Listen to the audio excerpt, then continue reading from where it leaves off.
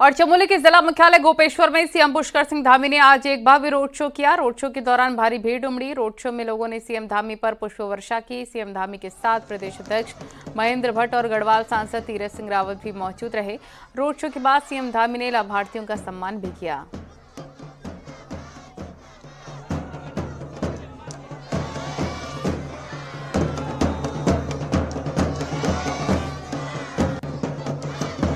CM Dhami ने किया भव्य road show. ये तस्वीरें देख रहे हैं जहां पर रोड शो के दौरान भारी भीड़ उमड़ी हुई नजर आई। सीएम धामी पर पुष्प वर्षा भी की गई।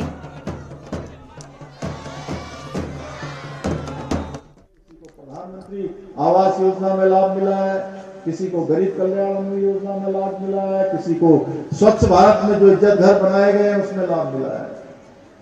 लाभार्थियों की संख्या बहुत बड़ी है और एक एक व्यक्ति को, एक एक परिवार को कई सारी योजनाओं का लाभ मिला है। मेरा सौभाग्य है कि आज मैं धार्मिक और सांस्कृतिक रूप से बहुत ही इस पवित्र भगवान गोपीनाथ की धरा पर विभिन्न योजनाओं को, लाभार्थियों को आज यहाँ पर जहां सम्मानित करने का अवसर मिला है, वहीं विकास की बहुत सारी योजनाओं को, जिसमें 229 करोड़ 31 लाख की योजनाओं का आज यहाँ पर शिलान्यास एवं लोकार्पण किया गया है। कुल शिलान्यास में से 138 करोड़ 90 लाख की योजनाओं का शिलान्यास बद्रीनाथ मास्टर प्लान के अंतर्गत 28 करोड़ 55 लाख की लागत की योजनाओं का शिलान्यास माणा मास्टर प्लान के अंतर्गत भी अभी यहाँ पर हमारे द्वारा किया गया है। इसके साथ साथ जो हमारे प्रधानमंत्री जी की जो बहुत महत्वाकांक्षी योजना है जल जीवन मिशन, उसके अंतर्गत भी 13 करोड़ 26 लाख की लागत की योजनाओं का आज यहाँ शिलान्यास किया गया है, जिसमें 99.85% यानी कि 76,408 परिवारों को जल संयोजन यानी कि जल जीवन मिशन के अंतर्गत लाभान्वित किया गया है।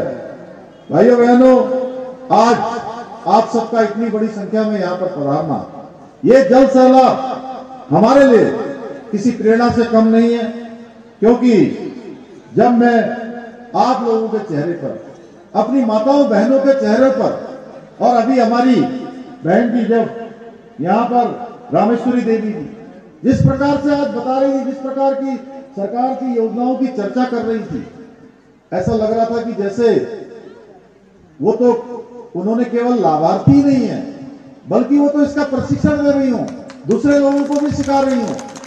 इस प्रकार से फटाफट बोल रही थी, एक के बाद एक, इस प्रकार से उनको लाभ मिला है। आपके चेहरों पर ये मुस्कुराहट, और जब मैं खुशी देखता हूं तो सचमुच मुझे लगता है कि जो हम लोग हमारे प्रधानमंत्री मोदी जी के नेतृत्व में उत्तराखंड को हिंदुस्तान का श्रेष्ठ राज्य बनाने के लिए काम कर रहे हैं, उत्तराखंड को आदर्श राज्य बनाने के लिए काम कर रहे हैं, वो मेहनत हमारी सफलता की ओर बढ़ रही है। हम सफल हो रहे हैं।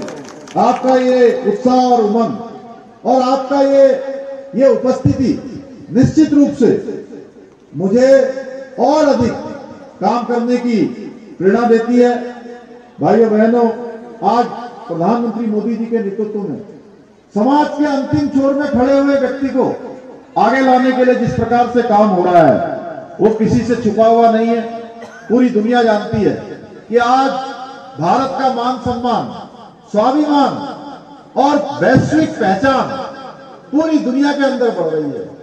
मैं पिछले दिनों लंदन गया था, मैंने वहां देखा, मैं दुबई गया था, वहां देखा किस प्रकार से आज लोग हमारे देश की चर्चा करते हैं, किस प्रकार से आज भारत को सम्मान की दृष्टि से देखा जाता है, किस प्रकार भारत के प्रति एक विश्वास पैदा हुआ है, एक श्रद्धा का भाव पैदा हुआ है। ये हमारे प्रधानमंत्री मोदी जी के 10 सालों के कालखंड का प्रतिफल है कि उन्होंने हर क्षेत्र में काम किया है। एक समय वह भी था, हमको याद करना चाहिए। अभी तीरथ जी बोल रहे थे, अभी महेंद्र भट्ट जी बोल रहे थे, उन्होंने बहुत सारी बातें बताई कि एक समय था जब भारत की पहचान एक डब्बू और पिछलग्गू भारत के रूप में हो गई थी। विश्व के मंचों पर भारत अपने हितों की बात भी नहीं कर पाता था। अन्य बातें छोड़िए, जो भारत के हित की बात होती थी, भारत के पक्ष में होना चाहिए था, उनकी बात भी नहीं कर पाता था। हमारी पहचान बन गई थी कि दब्बू भारत, पिछलग्गू भारत। उस पहचान से उबारने का काम विश्व के अंदर आज कोई घटना होती है, कोई विश्व के अंदर संकट आता है, कोई चुनौती आती है, तो आज पूरा सीएम धामी को आप सुन रहे थे। आगे बढ़ते हैं। दिल्ली में बीजेपी की आज दूसरी लिस्ट जारी होने की उम्मीद है। लिस्ट में उत्तराखंड की भी 2 सीट, पौड़ी और हरिद्वार पर उम्मीदवार घोषित हो सकते हैं। हरिद्वार सीट पर उम्मीदवार घोषित होने के बाद बीजेपी का विशेष फोकस रहेगा, क्योंकि 2022 में हुए विधानसभा चुनाव में हरिद्वार में बीजेपी की परफॉर्मेंस कमजोर रही है। बीजेपी प्रदेश अध्यक्ष का कहना है कि पार्टी की केंद्रीय पार्लियामेंट्री बोर्ड की बैठक हो चुकी है। अब प्रत्याशियों के नाम का ऐलान जल्द होने वाला है।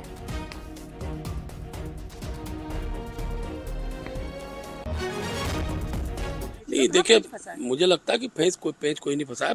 जिस दिन प्रेस कॉन्फ्रेंस हो जाएगी तो चर्चा यही है। जब बैठक हो चुकी है तो अब किसी भी दिन घोषणा कर सकते हैं। और कांग्रेस ने अब तक किसी भी महिला को लोकसभा में उम्मीदवार नहीं बनाया है। कांग्रेस की महिला प्रदेश अध्यक्ष ज्योति रौतेला खुद पौड़ी सीट से दावेदार थीं। ज्योति रौतेला का कहना है कि यह पार्टी का फैसला है और इस वक्त देश को बचाने की लड़ाई है, जिसमें कांग्रेस की सभी सीटों पर तय उम्मीदवार मजबूती से चुनाव लड़ेंगे।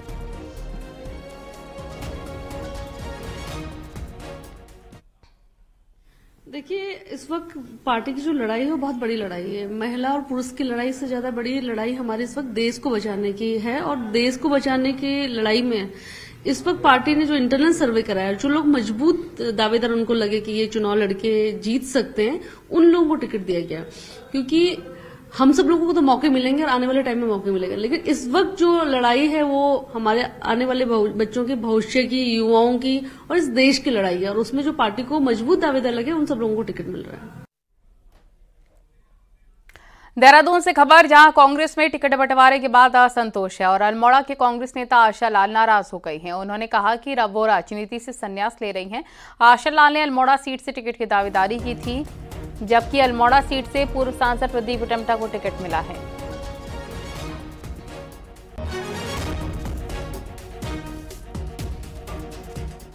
और कांग्रेस द्वारा बड़े नेताओं को टिकट न देने को लेकर उठे सवाल पर प्रदेश अध्यक्ष करण माहरा ने कहा, गणेश गोदियाल और प्रदीप टमटा कद्दावर नेता हैं और उम्मीदवारी मजबूत है। बात कह रहे थे कि बड़े चेहरे नहीं लड़ रहे। भाई, प्रदीप टमटा राज्यसभा के सदस्य रहे हैं, सांसद रहे हैं, विधायक रहे हैं, और उनसे बड़ा कद क्या हो सकता है। जब पार्टी ने अपनी रणनीति पर तय किया तो प्रदीप टमटा को तय किया। गणेश गोदियाल पार्टी के प्रदेश अध्यक्ष रहे हैं और सीडब्ल्यूसी के मेंबर हैं, बड़ा कद है। और लगातार आप लोग भी ये कह रहे थे कि गणेश गोदियाल को चुनाव लड़ना चाहिए, आज वो लड़ रहे हैं। तो इसमें ये कहां से आगे कि बड़े कदकाठी के लोग नहीं लड़ रहे हैं। एक सीट पे एक ही व्यक्ति चुनाव लड़ सकता है और मुझे लगता है दोनों कदावर हैं। टिहरी सीट की जहां तक बात है, जोत सिंह गुनसोला जी जो हैं वो निर्विवाद व्यक्ति हैं, साफ छवि के व्यक्ति हैं और सबको साथ लेके चलने की उनमें काबिलियत है। देहरादून में आज CM Pushkar Singh Dhami destination wedding को लेकर बैठक की। सीएम धामी ने प्रमुख वेडिंग प्लानर्स के साथ वर्चुअल संवाद किया और प्रदेश में डेस्टिनेशन वेडिंग को लेकर बातचीत की है। इस दौरान सीएम ने वेडिंग प्लानर्स को उत्तराखंड आने की निमंत्रण दिया। कहा, देवभूमि में डेस्टिनेशन वेडिंग के लिए कई जगह मौजूद हैं और सरकार यहां सुविधाओं को लेकर लगातार विकास कर रही है।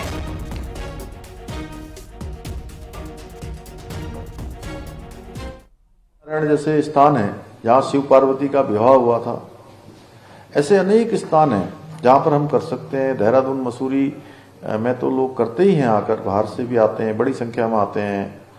रामनगर में आते हैं, ऋषिकेश में आते हैं, हरिद्वार भी लोग आते हैं। और प्राकृतिक सुंदरता के लिए अगर हम बात करें तो ऐसे बहुत सारे स्थान हैं जिसके बारे में, जैसे अभी आयुष ने बोला कि चक्राता में भी उन्होंने वेडिंग करवाई है, तो चक्राता जैसे अन्य भी स्थान बहुत हैं। ये जरूर है कि अभी वहाँ पर जो हमारे यहाँ इंफ्रास्ट्रक्चर है उसको हमें डेवलप करना है, उस दिशा में काम कर रहे हैं। और यहाँ रुकना होगा एक छोटे से ब्रेक के लिए।